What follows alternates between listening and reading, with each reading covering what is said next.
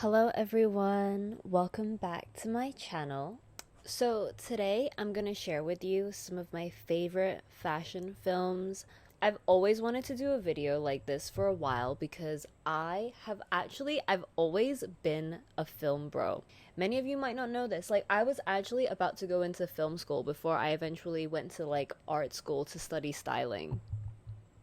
A little bit of lore for you, a little bit of lore. Now, even though I am serious, I don't want you to think of this as a video essay. I want you to just think of this as me giving you film recommendations. And this is also my first video in my journey to eventually become sponsored by Mubi, which actually has been one of the dreams for this channel since its conception. These are going to be fashion films. I have four fashion films. How I'm defining fashion film is I want it to be a film that not only has looks for you to directly reference, but I also mean fashion film to be films that are fashionable. Maybe in its content, maybe in its presentation, maybe in its vibe or its style or its energy. Because I truly believe that in order to understand fashion, you have to understand culture. Some of these films that I'm going to recommend won't even really have looks for you to recreate, but I think they speak to a specific moment in time. I specifically curated this film list to be films set in the early 2010s. That kind of aesthetic is what is kind of the most culturally relevant right now, but it's also something that I'm taking a lot of inspiration from these days, and it's just what's been on my mind. So that's what I wanted to share. First film we're going to talk about. Now, this is one for the fashion history books. This is one of the most iconic fashion films, and this is actually the film that inspired this whole video and that I kind of worked the whole list around.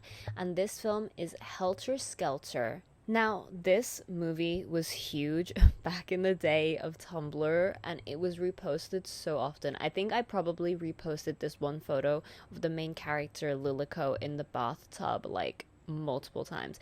I also want to say that all of these films have adult themes and possibly adult content, and all of my film lists will have adult content going forward, so I also discovered this film on Tumblr. I think I watched it when I was a teenager. This movie is about a supermodel in Japan called Lilico, who has undergone severe plastic surgery and is dealing with scary side effects, and also her descent into being an evil, crazy diva. Lilico is honestly so camp. It stars Erika Sawajiri as the lead character of Lilico, and it also features a surprise cameo from Kiko Mizuhara, who, as we all know and love, a fashion icon of the modern day, as a viral supermodel. The director, Mika, is also a notable photographer and artist who I also really like. She's actually done a lot of photo books, but my favorite one by her is this one called Women 2. I also like this one called Sugar and Spice. You can really if you look at her work as a visual artist and as a photographer, you can really see how her vision kind of bleeds into her work as a director, because the world of Helter Skelter is incredibly, incredibly stylized. It's bordering theatrical. It's like a fantasy world. The sets for Lilico's room, it's not like a normal space, just so incredibly larger than life. And it's an incredibly immersive and dynamic world, and it's very creative. This is what I mean by sometimes it's not necessarily about the specific looks that the characters are wearing, it's about the overall stylization of the world. So Helter Skelter was made in 2012, and it's just the perfect encompassing of early 2010s fashion through a really, really fun lens. It definitely veers into a camp territory, and the character of Lilico kind of descends into a point of madness, very theatrical, very campy, and as her character kind of goes through an arc, her costumes almost change into it's almost giving cosplay. I also think it's a perfect film to reference at this point in time, because this type of like early 2010s, like it almost looks a little mismatched. Everyone's wearing a statement necklace, you know, this type of aesthetic is making a comeback. This style is basically Lily Ko's character, but it's just that much more fun because of the direction from Mika, who infuses this film with just this really, really beautiful, bold vibrancy, and it never loses its creativity. It's genuinely a film that you would describe as like a visual feast. So much to learn. My favorite look from this film is honestly kind of a random one, but my favorite look from this film is this one scene where she is in the dressing room and her like evil boyfriend comes, and she has her hair in rollers and she has her little fringe but the rest of the hair is in these multicolored rollers. It's honestly giving Lizzie Grant. When I was like 20 and I had a fringe, I genuinely was like, wow, I'm honestly giving Lily Ko right now.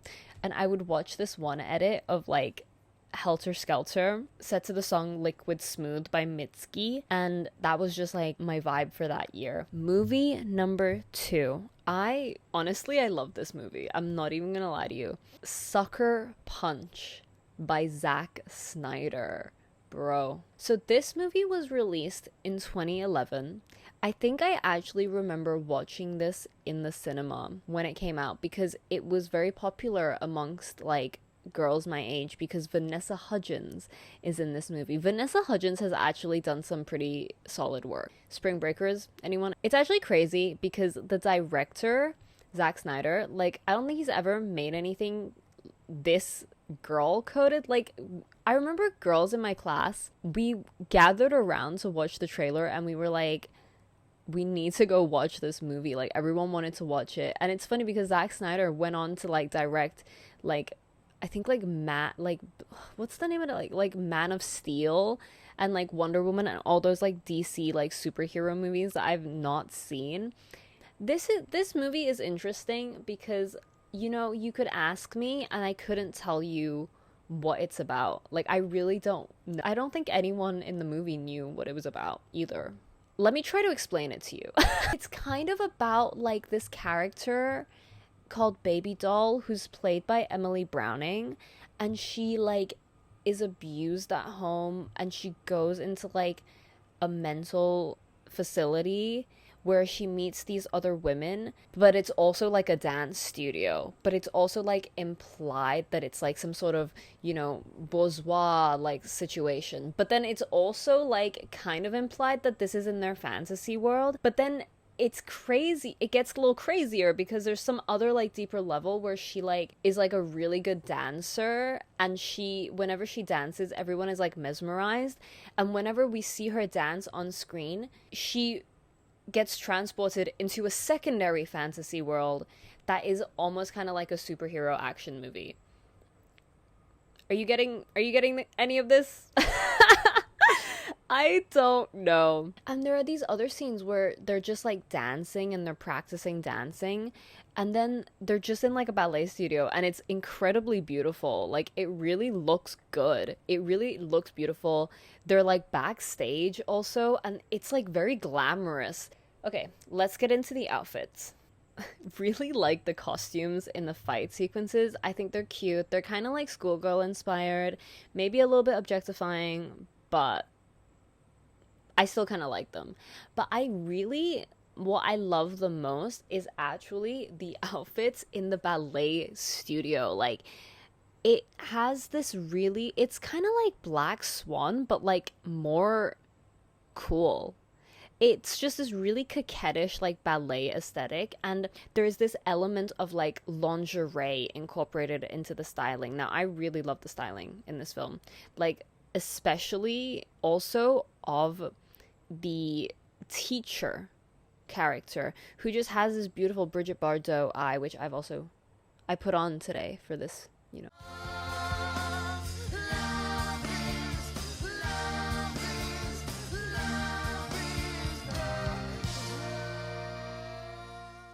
The color palette is gorgeous. It is just this kind of like beautiful, like earthy, neutral, like pastel, like mauve, like purple, like there's this vintage element. It's just like literally all of my favorite colors to wear ever are in this film. And I honestly think that this film is just my dream aesthetic of like what I want to look like, because it's obviously very vintage inspired. It has that pinup element to it, but because it was set in like 2010, it still has the modernity to it where it looks a little bit like the 2010s sleek, like I won't say indie sleaze, but like party girl. Like it's a little messy, it's a little sleazy.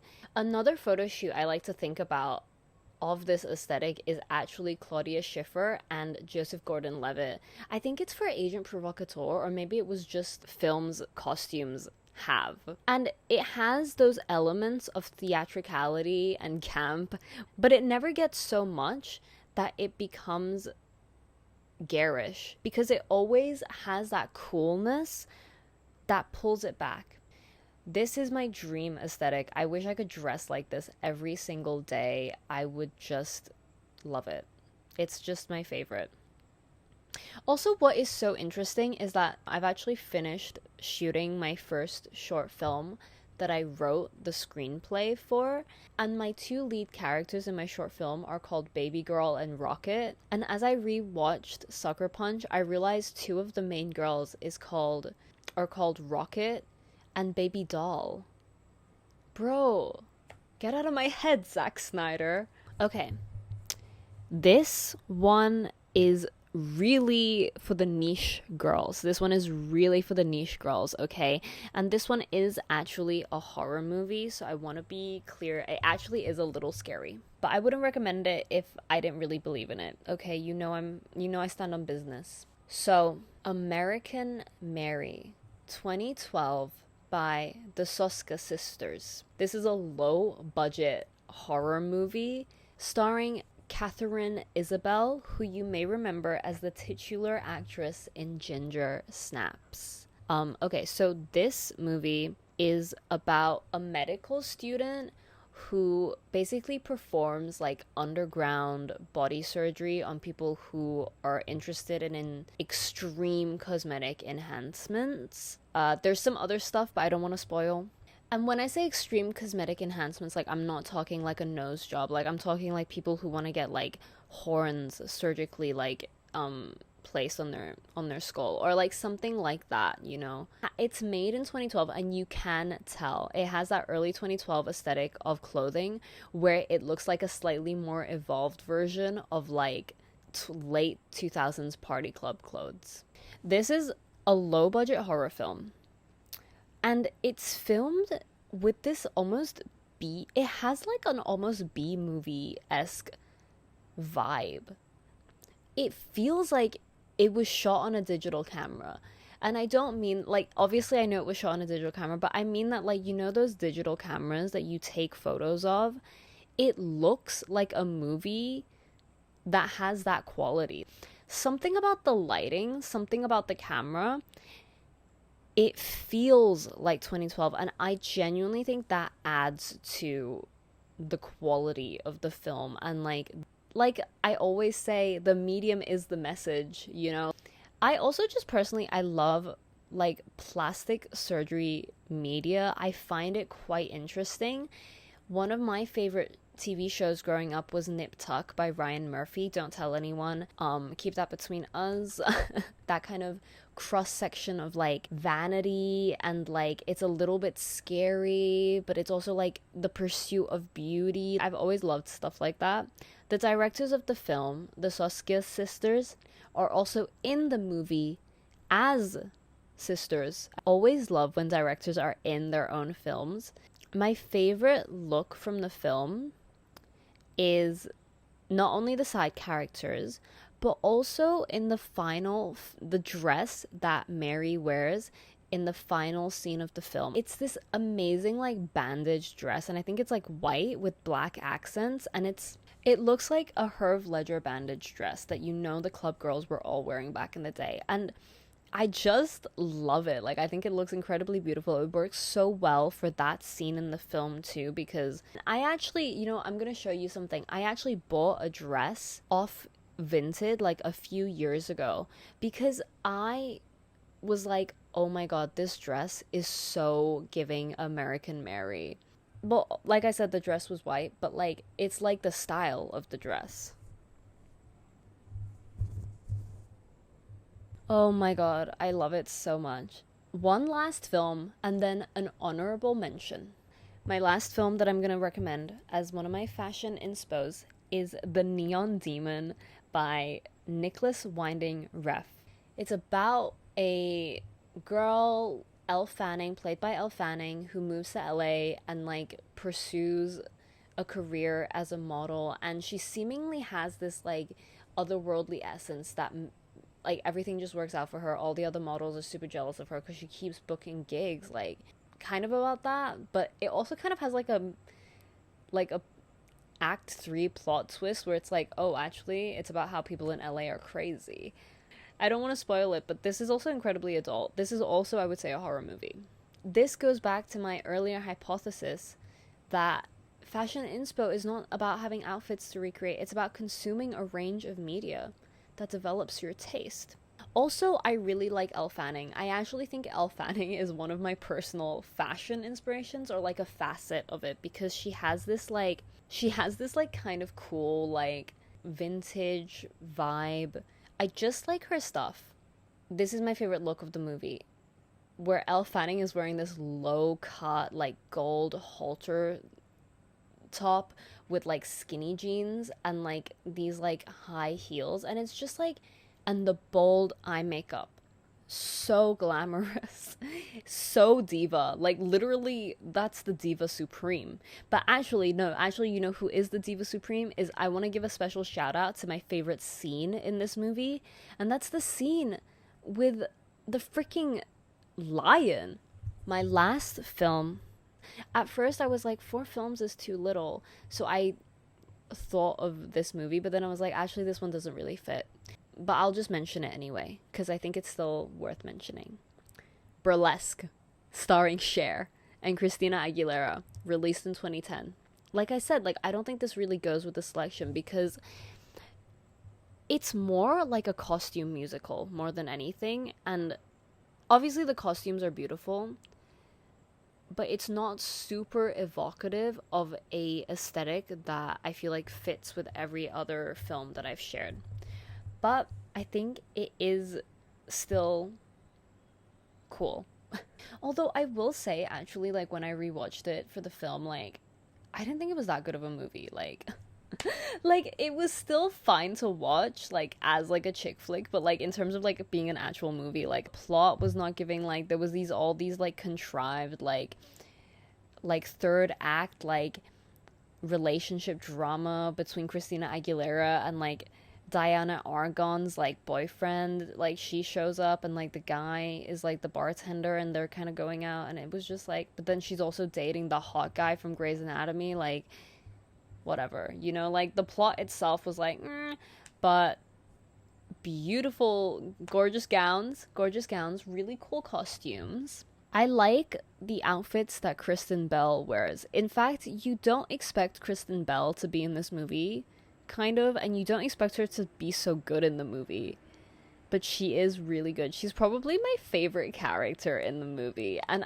she's such a conniving bitch. Like I kind of love her, and she's like an alcoholic too. And my favorite outfit from the movie that isn't a costume is actually Kristen Bell when she's like in the car park confronting Cher, and she has like a purple hat and like a matching purple sweater and these like black skinny jeans, and she's like drunk. She is the diva of the movie. Like, you think Christina Aguilera was the diva? It was Kristen Bell who was the diva the whole time. I actually think she eats so hard, and she needs a little bit more screen time, and she actually has the best outfits. Some cute looks in this movie. Another outfit I like from this movie is like Christina Aguilera in the bandage dress. and the Christian Louboutin heels that the Grey's Anatomy actor gets her. I also think that, like, I think it's kind of cute that, like, at the beginning, she's meant to be this small town girl, and she, like, shows up in these capris, and she's, like, walking around the city in these capris. That is the end of today's video. I hope you enjoyed watching, and I really, really hope you liked this video because I want to share more, like, iconic niche diva films with you guys. I have so many. You know I'm the mayor of Diva City. I'll see you next time, and I'll see you soon. All of my social media is here. I'm back on TikTok. Seriously. I'm back on TikTok, and I'm on my Instagram game, period. So you should follow me on all platforms. And bye. I love you, and I'll see you next time. Ciao.